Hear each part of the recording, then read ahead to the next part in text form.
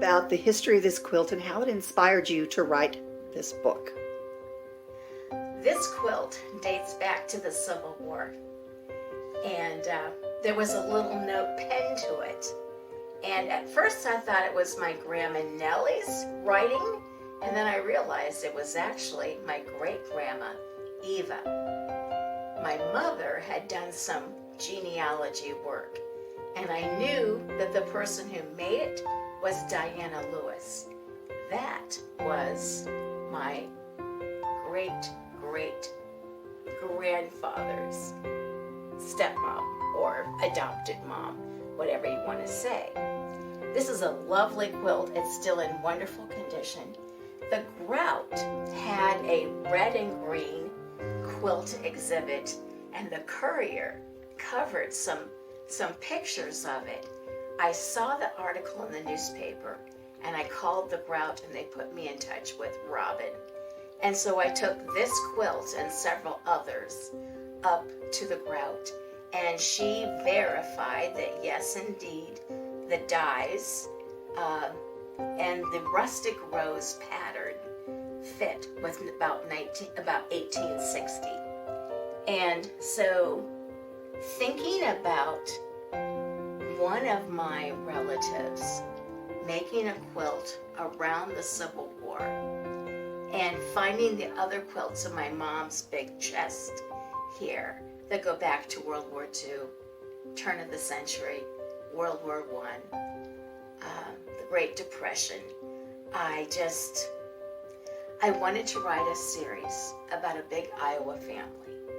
So it's historical fiction, but in my head, I classify it as Iowa fiction about a farm family that also has city cousins. And I created a town, Jubilee Junction, and a good friend of mine captured that vision in a map for Jubilee Junction.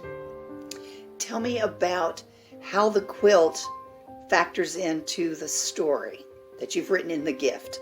Well, in The Gift, the first book, there is a mysterious California quilt. Gracie doesn't have any idea what on earth makes a quilt a California quilt. And her mother, Becky, is puzzled and I think a little just sad that her mother didn't talk to her about it. The grandmother and the grandmother Gracie is named for.